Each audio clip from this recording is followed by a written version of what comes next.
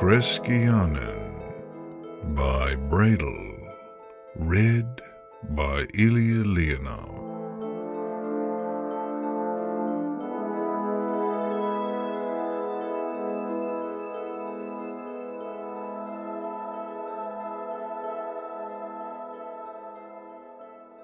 From T.S. Eliot's The Waste Land. The river's tent is broken. The last fingers of leaf clutch and sink into the wet bank. The wind crosses the brown land unheard. The nymphs are departed.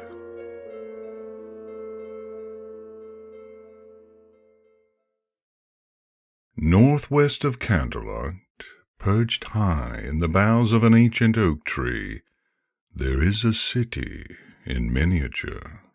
It is a place of soaring towers and deep shadows, and its name is Keskiyönnon. To the unicorns of nearby Vancouver, the tree is a minor tourist attraction. Its trunk is forked where lightning struck when the tree was a sapling more than 1,000 years ago. On the east side, its branches spread over the headwaters of the Ferrier River. Straight, white limbs stretch toward the sunshine that dapples the water's surface. Here the tree reaches its greatest height, climbing over 200 feet in the air, and giving shade to colonies of trout and salmon who live below. On the west side, the tree's branches are gnarled and stunted, and its leaves have a sickly look. Dawn never touches the tree's western half. The towering branches of the east cast it into darkness. At mid-afternoon, the peaks of the Unicorn Range throw early shadows across the western boughs. While the eastern half of the tree grows straight and true, the western half is a tangle of branches, each fighting the others to claim the day's few rays of light. For centuries, the unicorns of Vancouver have called the tree the Oak of the Two Sisters, for reasons that hardly bear repeating. Long before then, it was known by a different name. The builders of the city named the tree Tamain Talervo for their mythical ancestor who first led them to it. Little else now remains of the Kainain Talervo, the folk of Talervo. Even their name is consigned to a few dusty scraps in the archives of the Canterlot Library, neither seen nor spoken in many long years. Now the remnants of their race are known only as the Breezes. Much like the oak itself, the city is a place of opposing halves. It bridges the center of the tree, with long avenues crisscrossing from east to west, through the straight-limbed branches that climb over the Ferrier's headwaters, and through the tangled boughs that writhe beneath the shadow of the mountains. If a winged traveler were to rest in the mountain shade, perched in the canopy of the Vaiti, as the darker half of the Tamain Talervo was once called, she might be able to discern the outer towers of Keskiyönnon in the exposed branches of Torni, the tree's lighter half. Although these towers once marked the sole entrance to the city, they, like the rest of Keskiyönnon, have fallen into ruin. If that traveler, by dint of some magic, were able to shrink herself and enter the city, she would see much more. In the dappled sunlight of the Torni oak, spiraling towers soar into the air. They are woven from carefully sculpted branches, and each year they grow taller. The tops of these towers are verdant explosions as the braided branches unwind and seek the light. In the days of the Kainain Talervo, the towers were perhaps less wild, more restrained. Few beings remember, and they do not speak of this place. Within any of the towers, the traveler would find airy, vaulting chambers. The ancestors of the Breezes lived here once, each tower devoted to its own family line. Tall doors, twice the height of an acorn, connect grand staterooms where relics of habitation remain, in various stages of decay. Black painted ceramics show images of Tellervo and her kin. Faded scraps of tapestry still cling to some walls depicting histories and extravagant entertainments. Nothing remains of the Kynane Tellervo's storied leaf art. All such works fell to dust long ago. Nor do any remnants hint at the elegant resin work for which the inhabitants were once famous. Even in its ruined state, however, the opulence here is striking. Empty niches must have once held statues of some sort. Entire rooms seem devoted solely to allowing the occupants a view of the mountains nearby. Passing into the tower's base, the traveler finds herself in a small warren of cramped chambers, segmented by thick paper, and unadorned but for tiny glassless windows braided into the walls. Through many of them a gleaming silver spire can be seen, rising up through the heart of the tree. Were she keen-eyed, the traveler might notice small differences in the construction of these rooms.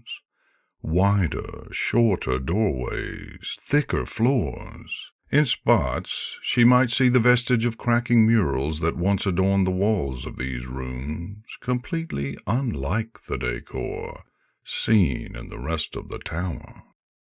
Between the living towers of the ancient Breezes lie roads of woven reeds. A traveler, steeped in the earth-pony lore of stones and structures, might call these roads bridges, but no earth-pony has ever seen this place. Many of the city's roads stretch from tower to tower, ascending or descending as they go. In places they vault over one another in an endless game of leapfrog. Different roads stretch from the base of the towers down into the tangled branches of the Vaiti oak. Unlike the towers, the roads are as dead as the city they inhabit. Below the tree, in the long months of summer, bulrushes grow tall along the water's edge.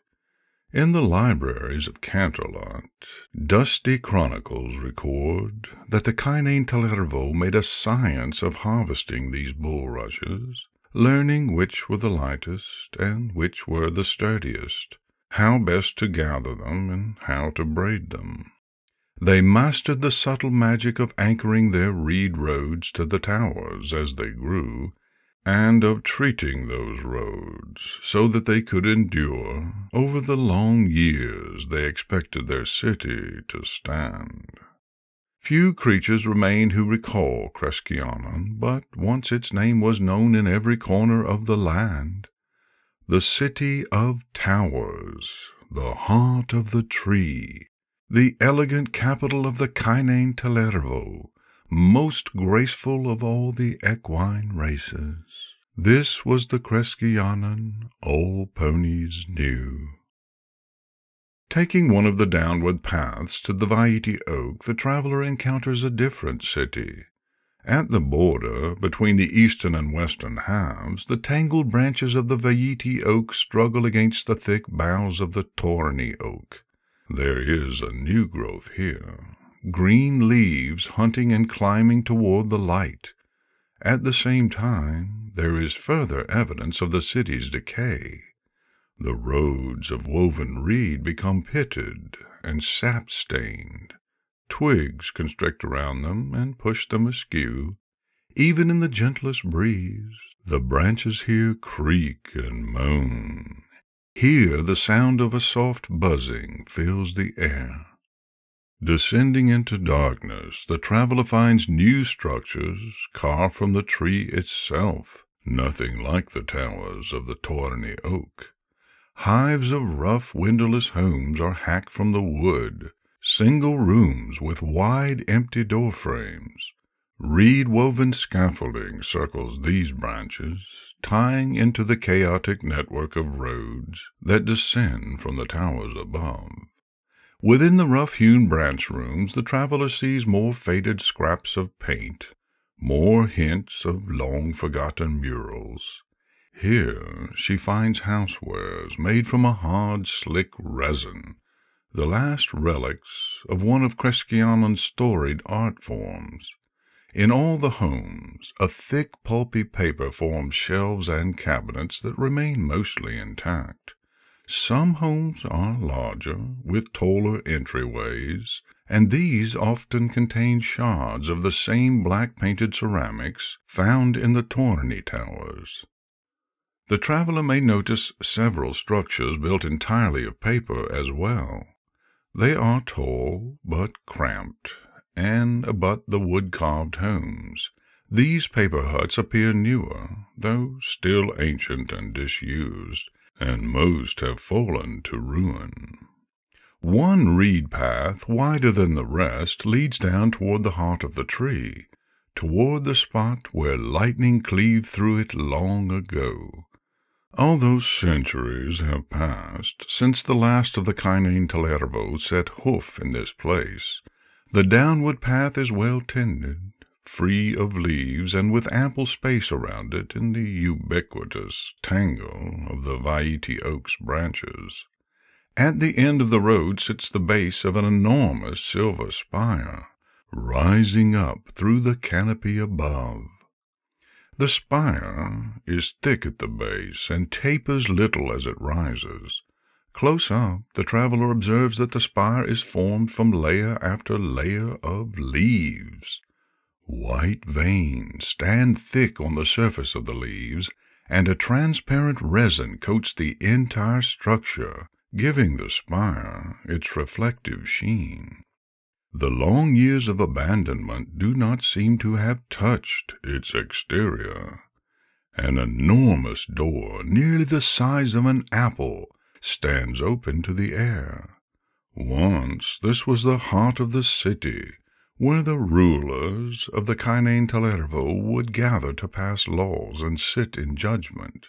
Windows of clear resin dot its circumference, and mark out 62 stories climbing toward the sky above. Inside the spire, twin staircases twist upward along the walls. A single high-ceilinged atrium comprises the first floor, with a long channel rising up through the center of the tower, and revealing the open sky overhead beyond the treetop. The floor of the spire is tiled in colored stones. A hint of their long-ago polish can still be seen near the outer leaf-mat walls, but toward the center, dark stains spill unevenly across them.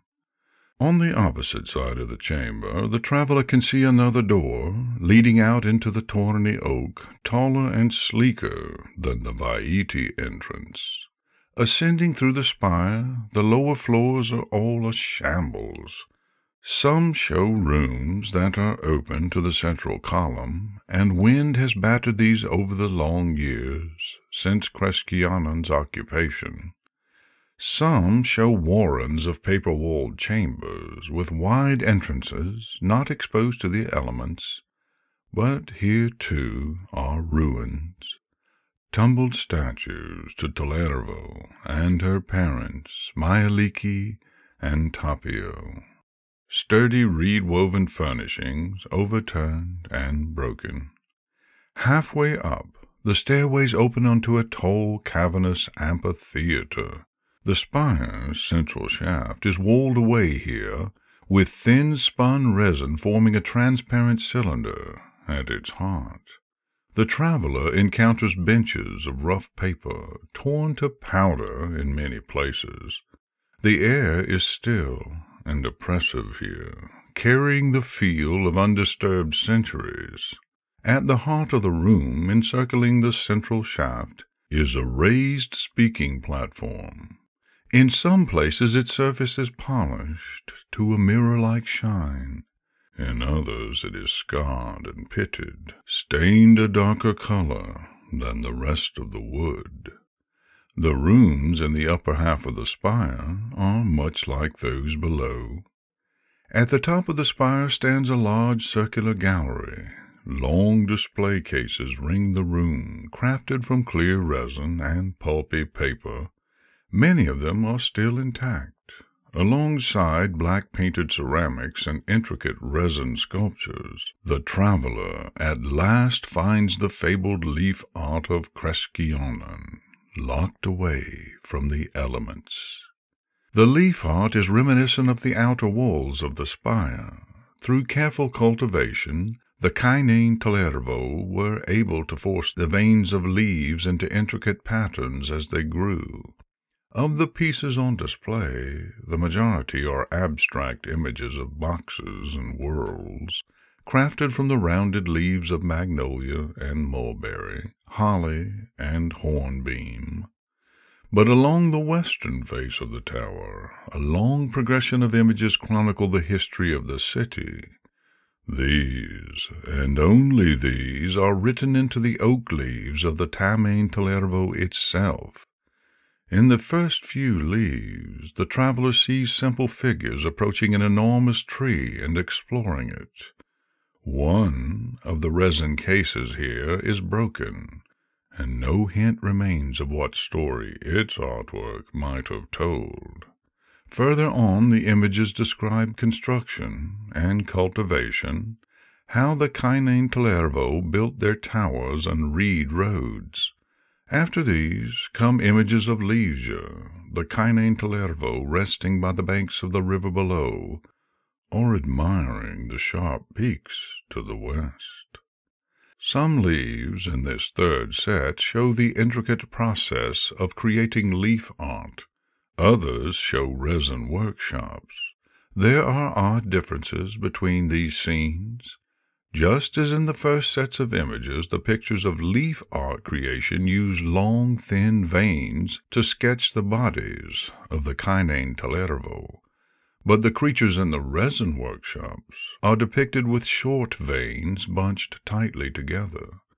Continuing on to the last set of leaves, showing the construction of a tall spire at the heart of the tree, both forms now share space in the same images. There is a persistent air of hopefulness in these leaf designs. Although the figures are mere line representations, care has been taken to show them smiling.